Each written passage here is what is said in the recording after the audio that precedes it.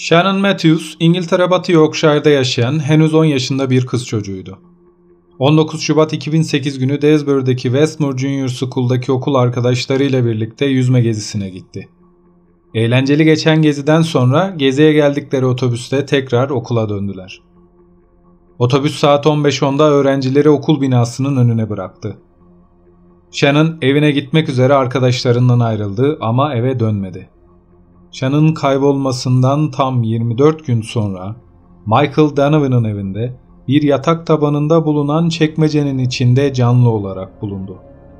Yatağa bağlıydı ve sessiz kalması için sakinleştirici verilmişti.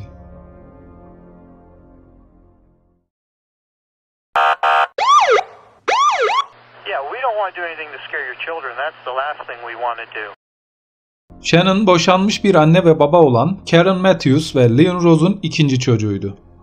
28 yaşındaki anne Karen boşandıktan sonra 18 yaşındaki sevgilisi Craig Meehan ile yaşamaya başladı. Craig Meehan'dan da bir çocuğu olmuştu. Shannon bu evde yaşamaktan hiç mutlu değildi ve sürekli babasının yanında yaşamak istediğini belirtiyordu. 19 Şubat 2008 günü Shannon okul gezisi sonrasında eve dönmemiş ve ortadan kaybolmuştu. Anne Karen Matthews kızının eve gelmemesi üzerine akşam 18.48'de polisi aradı. Ertesi gün Shannon'ın hala eve dönmemiş olması nedeniyle West Yorkshire Polis Departmanı 200'den fazla polisle geniş çaplı bir arama çalışması başlattı. Etrafa Shannon'ın resmini içeren posterler asıldı ve dağıtıldı. Soruşturmadaki ilk eylem noktası Shannon'ın adımlarını takip etmeye çalışmak ve en son ne zaman görüldüğünü tespit etmekti. Shannon'ın en son o öğleden sonra saat 15.10 civarında öğrenci olduğu Westmoor Ortaokulu'nun dışında görüldüğü tespit edildi. Havuz gezisinden sonra okula dönmüşlerdi. Ancak Shannon arkadaşlarıyla beraber evlerine olan 10 dakikalık kısa mesafeyi yürümek yerine tek başına farklı bir yöne yürümüştü. Arkadaşı Chloe West, "Hep beraber otobüsten indik ve bize eve gidebileceğimiz söylendi. Ama Shannon bizimle gelmedi. Nedenini bilmiyoruz ve nereye gittiğini sormadık," dedi. Kaybolmasından 3 gün sonra polis dedektifleri Shannon'ın yaşadığı evde ipucu bulmak adına aramalar yaptılar ve Shannon'ın evden ayrılmak istediğini, yatak odasının duvarına biyolojik babasını daha sık görmek istediğini söyleyen bir not yazdığını gördüler. Ve bu nota istinaden polisin ilk değerlendirmesi evden kaçmış olabileceği yönünde olmuştu. Ancak anne Karen, Shannon'ın eve dönmemesinin onun yapmayacağı bir davranış olduğunu ve daha önce evden hiç kaçmadığını söyledi. Polis ayrıca Karen ve Craig'e basınla konuşmamalarını ve herhangi bir demeç vermemelerini söylemişti. Çünkü böyle bir durum soruşturmayı olumsuz etkileyebilirdi. Shannon'ın son görülmesinden bu yana saatler geçmişti. Geceye doğru sıcaklık düştükçe Shannon'ın refahı için endişeler artmaya başlamıştı. Gece boyunca sıcaklık sıfırın altındaydı ve sis bölgeyi sararak aramayı engelliyordu. Polis kapı kapı arama yaparken yerel halk da Shannon'ı aramaya katıldı. Bir polis helikopteri çevreyi havadan ararken bir sualtı arama timi de Crownest Park'taki donmuş gölü arıyor, onları Shannon'a götürecek bir ipucu veya kendisini bulmayı ümit ediyorlardı. Ertesi gün evinin önünde polisin uyarılarına rağmen basına konuşan Karen, kızının eve dönmesi için ağlamaklı bir ricada bulundu. "Shannon, sen her yönden bir prensessin. Eve gel. Başın belada değil tatlım. Lütfen eve gel. Shannon, bunu ilk defa yapıyorsun. Nedenini bilmiyoruz bebeğim ama seni seviyoruz." Karen'ın arkadaşı Julie Bushby liderliğindeki yerel sakinler, küçük kızı bulmak için görevlendirilen 250 memur ve 60 dedektifle birlikte kendi aramalarını yürütmeye başladılar. Arama 3000 yerel eve uzandı ve bölgedeki 1500 sürücü de sorgulandı. 1 Mart 2008 günü The Sun gazetesi küçük kızın nerede olduğu hakkında bilgi verebilecek herkese 20.000 sterlin ödül vereceğini açıkladı. 3 Mart 2008'de anne Karen tekrar bir basın açıklaması yaparak Shannon'ın ortadan kaybolmasının ailesini parçaladığını ve geceleri ağlayarak uyuduğunu ve kızının yatak odasına gidemediğini söyledi. "Shannon elinizdeyse lütfen gitmesine izin verir misiniz?" dedi. 12 Mart 2008'de The Sun 20.000 sterlinlik ödülü 50.000 sterline çıkardığını duyurdu. Aramalar devam ederken polis Shannon'ın parmak izlerinin tamamını bir araya getirdi.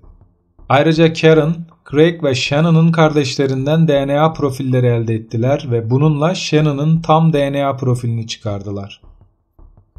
Polis, Craig ve Karen'ın yardımıyla bir aile ağacı oluşturmuşlardı.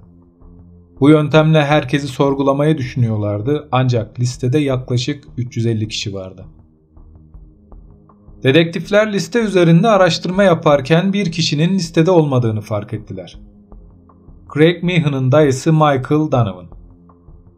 Unutulmuş olabileceğini düşünen dedektifler çok fazla önemsemediler ama yine de konuşulacaklar listesine eklediler. Şüphe çeken bir durum vardı aslında. Dayı Michael Donovan, Craig ve Karen'ın yaşadığı evden 800 metre aşağıda yaşıyordu. Ancak polisi asıl harekete geçiren bu değil, Michael Donovan'ın Shannon'ın arama çalışmalarına bir kere bile katılmamış olmasıydı. 14 Mart 2008 sabahı aile ağacındaki kişileri sorgulamakla sorumlu polisler Michael Donovan'ın evine geldiler ve kapıyı çaldılar. Ancak açan olmadı. Polisler bunun üzerine komşuları sorgulayıp kendisi hakkında bilgi almaya çalıştılar. Michael'ın alt dairesinde oturan komşusu June Batley bu sabah komşusunun dairesinde ayak sesleri duyduğunu, Michael'ın arabasının kapıda olduğunu ve arabası olmadan hiçbir yere gitmeyeceğini söyledi. Polisler aldıkları bilgi doğrultusunda durumdan oldukça şüphelenmişlerdi ve eve girip arama yapılması gerektiğine karar verdiler. Hızlıca destek ekip isteğinde bulundular ve gelen ekiple birlikte Michael'ın evinin kapısı kırıldı ve içeri girildi. Arama başlamıştı ancak tuhaf bir şekilde ev çok sessizdi. Bütün ev aranmıştı ve görünürde kimse yoktu. Fakat bir odanın kapısı kilitliydi. Polisler kapıyı kırarak içeri girdiler ve yeni içilmiş sigara kokusunu aldılar. Birkaç saniye sonra odada bir çocuk sesi duyuldu. "Kesin şunu, beni korkutuyorsunuz." Ses yatağın altından geliyordu. Odada bulunan yatak divan şeklindeydi ve altında 2 çekmece vardı. Polisler yatağı kaldırmaya çalıştı ama o kadar ağırdı ki başaramadılar. Tam o sırada çekmecelerden birisi açıldı ve içinden bir kişi dışarı çıktı. Dışarı çıkan bir kız çocuğuydu ve ayakta durmakta zorlanıyordu. Shannon Matthews kaybolmasından 24 gün sonra yarı baygın bir halde bulunmuştu. Daha sonradan anlaşıldığı üzere çocuğa sessiz kalması için sakinleştirici verilmişti. Polislerden birisi çocuğu hemen kucağına aldı ve odadan çıkarttı. Polis kıza Michael Donovan'ın nerede olduğunu sordu ve aldığı cevap onun da yatağın altında olduğuydu. Çekmeceye eğilip bakan polisler Michael'ı köşede kıvrılmış bir vaziyette gördüler. Dışarı çıkmamak için uzunca bir süre direnen Michael, uzun uğraşlar sonucu çekmeceden çıkarılarak çocuk kaçırma suçundan tutuklandı ve polis merkezine götürüldü. Polis merkezine götürülene kadar ve merkezde de polislere direnmeye, zorluk çıkarmaya devam etti. Michael ve Shannon ayrı polis araçlarıyla polis merkezine götürülmüştü. Evde yapılan incelemede evin tavanından sarkan bir ipin olduğu görüldü. Michael bu ipi evden çıktığı zamanlarda Shannon'ın beline bağlıyordu. İpin uzanabildiği alan banyo ve yatak odasıydı. Araştırmalar sırasında bir de Shannon'ın uyması gereken kuralların yazılı olduğu bir kağıt bulundu. Kağıtta "Ses çıkarma ve ayaklarını yere vurma. Pencerelere yaklaşma. Ben evde yokken hiçbir şey yapma. Televizyonun sesini kısık tut, ses seviyesini yalnızca 8'e çıkartabilirsin. Mario Games ya da başka oyunları oynayabilirsin. CD ile müzik dinleyebilirsin," yazıyordu. Polis Shannon'ın bulunduğunu herkese ve ailesine duyurdu. Küçük kızın bulunduğunu duyan halk çok sevinmiş ve sokaklarda kutlamalar yapmaya başlamıştı. Babası Leon piyango kazanmış gibi hissettiğini ve çok mutlu olduğunu söylemişti. Polis mutlu haberi annesi Karen'a bütün basının önünde vermişti. Ancak Karen'ın tepkisi çok tuhaf olmuştu. Birkaç saniye boş gözlerle etrafa bakan Karen birden ağlamaya başlamış ve yüzünü saklamıştı. "İnsanların neden ağlıyorsun? Kızın bulundu, mutlu olmalısın" tepkileri üzerine bir anda gülümsemeye başlamıştı. Shannon daha sonra 72 saat gözetim altında tutulmak üzere polis korumasında bir yere yerleştirildi. Soruşturma devam ettiği için ailesiyle görüştürülmüyordu. Şimdi olayı biraz başa saralım ve anne Karen ile ilgili bazı dikkat çekici olayları anlatalım. Kayıp olayından sonra Karen'ın çocukluk arkadaşı Natalie Murray, olaydan uzun bir zaman sonra basına verdiği demeçte bir şeylerin ters gittiğinden şüphelendiğini söylemiş ve şöyle demişti. Shannon'ın kayıp olduğu bildirildiği ilk gün bunu gözlerinde gördüm. Karen'ın sana bir şey söylemek istediğinde olan bir bakışı vardı ama ağzından çıkan farklıydı. Ertesi gün gördüklerim ise beni iyice şüpheye düşürmüştü. İçimden bir ses bir şeylerin doğru olmadığını söylüyordu. Çünkü Karen normal işlerine devam ediyor, evi topluyordu. Sanki Shannon arkadaşının evine gitmiş gibi davranıyordu. Görevli bir polis memuru Karen ile ilk olarak bir medya çağrısından önce karşılaştı. Muhabirlerin yokluğundaki kayıtsızlığını hatırlayarak güldüğü ve gülümsediği için otistik olup olmadığını düşündüğümü hatırlıyorum. Aklıma gelen ilk şey bu kadınla ilgili bir sorun olduğuydu dedi. Bu konuda şüphelenen dedektifler Shannon henüz bulunmamışken bazı araştırmalar yaptılar. Bu araştırmalara göre Karen hakkında komşuları tarafından yapılan bir ihbar ve şikayet dikkat çekiyordu. İhbarlara göre Karen'ın çocuklarına iyi bakmadığı, beslenmelerine dikkat etmediği ve geceleri Craig ile dışarı çıkıp uzun süreler çocukları evde yalnız bıraktığı söyleniyordu. Bu ihbar ve şikayetler üzerine yapılan incelemeler sonucunda Karen'ın kendi ihtiyaçlarına öncelik verdiği ve çocuklarıyla ilgilenmediği rapor edilmişti. Raporda ayrıca Shannon ve kardeşi 2002 yılında sosyal hizmetler tarafından risk listesine alınmış, düşük seviye ihmal denilen çocukların kendi başlarına evden dışarı çıkmalarına ve gözetimsiz olarak evde kalmalarına izin verildiği tespit edilmiş. Karen'ın ayrıca yapılan araştırmalar sonucunda 6 farklı erkekten Craig dahil 7 çocuğu olduğu tespit edildi. Çocuk yapma amacının İngiliz hükümetinden haftalık çocuk yardımı almak olduğu ileri sürüldü.